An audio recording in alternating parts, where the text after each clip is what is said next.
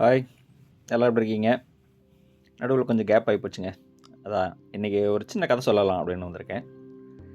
ஒரு சிங்கமும் ராமும் அப்படின்றவரும் ஃப்ரெண்ட்ஸாக இருக்காங்க. ஏன் எப்போ பார்த்தாலும் காட்டில் இருக்க மிருகத்தை கூடவே மனுஷன் சேர்த்து வச்சு பேசுகிறேன்னு சொல்கிறீங்களா? அதுதான் நம்ம மனுஷனுக்குள்ள ஆழ் மனசில் இருக்கிற எல்லா விஷயத்தையுமே ஏதோ ஒரு மிருகத்தை கூட சொல்லும்போது தான் இன்னும் நல்லா நம்மளுக்கு கனெக்ட் ஆகும். அதனால தான் நம்ம சிங்கத்தை எடுத்துக்கிறது எப்போவுமே. ஸோ இப்போ 2 பேரும் ஃப்ரெண்ட்ஸாக இருக்காங்க. ஒரு சிங்கமும் ராமும் ஃப்ரெண்ட்ஸு. அவங்க 2 பேரும் வாக்கிங் போயிட்டுருக்காங்க. காலையில் சிங்கத்தை வாக்கிங் கூப்பிட்டு போகிறாருன்னு வச்சுங்களேன். வாக்கிங் கூப்பிட்டு போயிட்டுருக்காரு. அப்போது அவங்க 2 பேருக்கும் பேச்சுவார்த்தை வந்துகிட்டே இருக்கும்போது திடீர்னு வாக்குவாதம் வந்து போகுது. சிங்கத்துக்கும் மனுஷனுக்கும் நடுவில் வாக்குவாதம். அதில் யார் ரொம்ப வீரமானவங்க அப்படின்றது தான் அதில் டாபிக். இப்போ மனுஷங்க பக்கத்தில் இருந்த ராமு நிறைய சொல்லிகிட்டே இருக்கார்.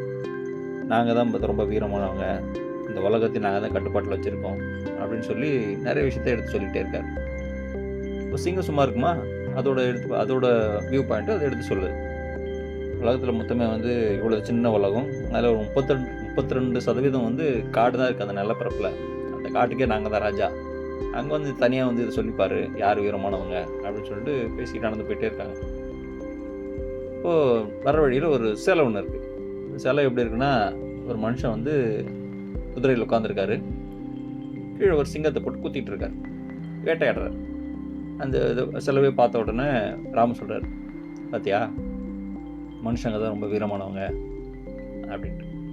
அந்த சிலையை பார்த்துட்டு நம்ம சிங்கமும் சொல்லுது, சரி இந்த சிலையை செஞ்சது யார் அப்படின்னு கேட்கு. ஒரு மனுஷன் தான் அப்படிங்கிறார் ராமு. பார்த்தியா, மனுஷன் செஞ்சதுனால தான் மனுஷன் மேலே இருக்கார். இதே சிங்கம் செஞ்சுருந்தா சிங்கம் தான் மேலே இருந்திருக்கும், மனுஷன் கீழே இருந்திருப்பார் அப்படின்னு சொல்லிச்சு. இந்த கதையில் இருக்கிற சிங்கமும் ராமும் என்ன நினைக்கிறாங்களோ இதே மாதிரி தான் நம்ம வாழ்க்கையில் எல்லாருமே நினச்சிக்கிட்டு இருக்கோம். எல்லா விஷயத்துலையும் நமக்குன்னு ஒரு பார்வை இருக்குது, அதுதான் சரின்னு நம்ம நினைக்கிறோம். இது கணவன் மனைவி நடுவில் இருக்கலாம், ஃப்ரெண்ட்ஸுக்கு நடுவில் இருக்கலாம், கூட வேலை செய்கிறவங்க கூட இருக்கலாம், ஏன் அரசியல்வாதியாக கூட இருக்கலாமே. எல்லாருக்கும் அவங்களுக்குன்னு ஒரு பார்வை இருக்குது, அவங்க சொல்கிறது தான் சரி அப்படின்னு சொல்லி நினைக்கிறோம். உளவியலில் எம்பத்தி அப்படின்ற ஒரு விஷயம் இருக்குது. அப்படி தமிழில் சொல்லணும்னா அது பச்சாதாபம் அப்படின்னு சொல்கிறாங்க. அதுதான் டிரான்ஸ்லேஷன் லிட்டரலாக. அதை எதை பற்றி சொல்கிறாங்க அப்படின்னா, ஏதாவது ஒரு பிரச்சனை நமக்கும் நமக்கு கூட இருக்கிறவங்களுக்கும் ஏதோ ஒரு பிரச்சனை இருக்குன்னு வச்சுங்களேன். அந்த பிரச்சனையில் அவங்க நிலைமையில் நம்மளை வச்சு பார்க்கறது தான் இந்த எம்பத்தி, பச்சாதாபம் அப்படின்னு சொல்கிறாங்க. இந்த குணம் நிறைய சிக்கல்கள், நிறைய பிரச்சனைகள் இருக்கு இல்லையா, அது எல்லாத்தையுமே தீர்க்கிறதுக்காக உதவி செய்யும் அப்படின்னு சொல்கிறாங்க. 2 பேருக்கு நடுவில் ஏதோ வாய்க்க தகராறு நடுவில் என்னை புரிஞ்சுக்கோங்க அப்படின்னு யாராவது சொல்கிறாங்கன்னு வச்சுங்களேன், உங்கள் மூளையில் அடிக்க வேண்டிய முதல் மணி இந்த பச்சாதாபம் தான். இதை நம்ம நார்மலாக டே டு டே லைஃப்பில் எப்படி ப்ராக்டிக்கலாக யூஸ் பண்ணுறது அப்படின்றத பற்றி நிறைய விஷயம் சொல்லியிருக்காங்க. அதில் முக்கியமாக நச்சுன்னு 4 பாயிண்ட். அது என்னென்னா, முதல்ல அவங்க பேசும்போது அவங்க என்ன பேசுகிறாங்க, ஒரு பிரச்சனையை பற்றி காரசாரமாக விவாதம் பண்ணுறீங்க அப்படின்னா அவங்க என்ன பேசுகிறாங்க, எதை பற்றி பேசுகிறாங்க அப்படின்றத கொஞ்சம் கூர்ந்து கவனமாக ஆழமாக கேளுங்க அப்படின்னு சொல்கிறாங்க. லிசனிங், கேட்குறது ரொம்ப ரொம்ப முக்கியம். அப்படி கேட்டதுக்கப்புறமா அவங்களாகவே நீங்கள் உங்களை நினச்சிக்கிறது. அவங்க என்ன நினைக்கிறாங்க, அவங்களோட சுற்றுப்புறம் என்ன, அவங்களோட விஷயம் என்ன, அவங்க என்ன விதத்தில் அதை யோசிக்கிறாங்க அப்படின்றது அவங்க இடத்துல இருந்து நீங்கள் கற்பனையாக யோசித்து பார்க்குறது. அப்புறம் அவங்க என்ன உணர்றாங்க அப்படின்னு சொல்லிட்டு நீங்கள் யோசிச்சு பார்க்குறது. அவங்க என்ன ஃபீலிங்கில் இருக்கிறாங்க, அவங்க அழுறாங்களா, சிரிக்கிறாங்களா, சந்தோஷமாக இருக்காங்களா, இல்லை கோவத்தில் இருக்காங்களா, அவங்க என்ன ஃபீலிங்கில் இருக்காங்க அப்படின்னு சொல்கிறத அதை நீங்கள் உணர்ந்து பார்க்குறது. அப்புறம் இதுக்கு நடுவில் நம்மளுக்குன்னு ஒரு முடிவு இருக்கும் இல்லையா, நம்ம அவங்களுக்கு எதிர்க்க இருக்கோம், நம்மளுக்குன்னு வேறு வியூ பாயிண்ட் இருக்கும், நம்மளுக்குன்னு வேறு பார்வை இருக்கும். அந்த பார்வையை கொஞ்சம் நேரம் ஒதுக்கி வைக்கிறது. இந்த 4த்தையும் நம்ம ரெகுலராக செஞ்சுக்கிட்டு இருந்தோம் வச்சுங்களேன், நம்மளுக்கும் நம்ம கூட இருக்கிறவங்களுக்கும் நடுவில் இருக்கிற பிரச்சனையோ இல்லை ஏதோ ஒரு கம்யூனிகேஷனோ இன்னும் கொஞ்சம் நல்லாயிருக்கும் அப்படின்னு சொல்கிறாங்க. இதே தானப்பா அனுதாபம் அப்படின்னு சொல்கிறோம் அப்படின்னு சொல்கிறீங்களா? அனுதாபம் அப்படிங்கிறது சிம்பத்தி அப்படின்ற வேர்டால் சைக்காலஜியில் சொல்கிறாங்க. சிம்பத்தி அப்படின்னு எப்படி சொல்லணும்னா, நீங்கள் ஏதோ ஒரு சொந்தக்காரங்களை எக்ஸாம்பிள் நினச்சிங்களேன். ஏதோ உங்கள் குழந்தைய கூட இருக்கட்டும், உங்கள் குழந்தை விளையாடும்போது எங்கேயோ ஒரு இடத்துல அடிபட்டுருச்சு. அடிபட்ட உடனே நீங்கள் அவங்கள ஒரு பேரண்ட்டாக, நீங்கள் ஒரு அப்பா அம்மாவாக, அந்த குழந்தை பெற்றோராக நீங்கள் பார்க்கும்போது ஐயோ அடிபட்டுருச்சா அப்படின்னு சொல்லி அந்த குழந்தைக்காக வருத்தப்படுறது சிம்பத்தி அப்படின்னு சொல்கிறாங்க.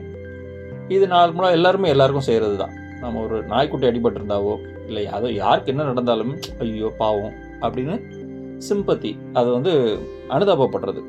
இது வேறு.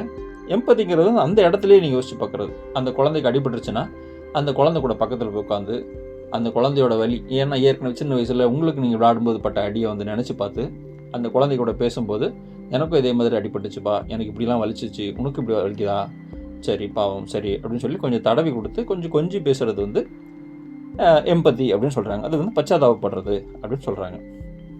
சுருக்கமாக இது எப்படி சொல்லணும்னா, உனக்காக நான் வருத்தப்படுறேன், உனக்காக நான் ஐ ஃபீல் வெரி சாரிப்பா அப்படின்னு சொல்கிறது வந்து சிம்பத்தி அப்படின்னு சொல்கிறாங்க. உங்கூட நானும் இருக்கேன், உன்னோட இழப்போ உன்னோட வலியோ அதை நானும் அனுபவிச்சிட்ருக்கேன் அப்படின்னு அவங்கள உணர வைக்கிறது தான் அந்த எம்பத்தி அப்படின்றது சொல்கிறாங்க.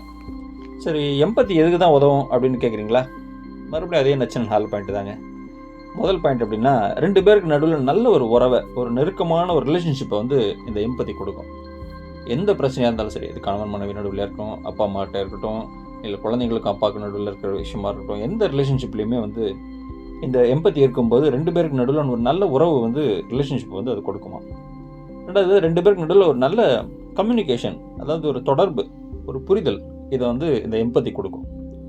மூணாவது வந்து நம்ம தனிப்பட்ட நடத்தைன்னு சொல்லுவாங்கள்ல, நம்ம பர்சனல் பிஹேவியர், நாம் ஒருத்தர் கூட எப்படி நடந்துக்கிறோன்றதை, அதை வந்து இது இன்னும் கொஞ்சம் நல்லா டெவலப் பண்ணும், நல்லா என்ரிச் பண்ணும், ரொம்ப நல்லது அப்படின்னு சொல்கிறாங்க.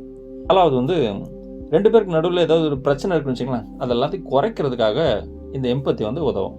ஸோ நார்மலாக டே டு டே லைஃப்பில் நீங்கள் வந்து இதை ப்ராக்டிக்கலாக செஞ்சு பார்க்கும்போது வந்து இன்னும் உங்களுக்கு நிறைய விஷயங்கள் தோணும். இது போதுமே, நீங்கள் யார் கூட பிரச்சனை சிக்கல் அப்படின்னு நினைக்கிறீங்களோ அவங்க கூட இதை ப்ராக்டிக்கலாக செஞ்சு பாருங்கள். முதல்ல நீங்கள் நடிக்கிறேன்னு கூட அவங்க எதிரில் இருக்கவங்க நினைப்பாங்க, அவங்க தோணும். ஆனால் இந்த வீடியோ அவங்களுக்கு அனுப்பி வைங்க, பிரச்சனையை தீர்த்து வாக்குவாதங்களை குறைச்சி நீங்கள் சந்தோஷமாக இருக்கணும்னு முயற்சி பண்ணுறீங்கன்றது அவங்களுக்கு தெரிஞ்சுக்கிட்டோம். அப்படியே என்னோடய வீடியோக்கு கொஞ்சம் வியூஸ் வரும்ல, புரிஞ்சுக்கோங்க.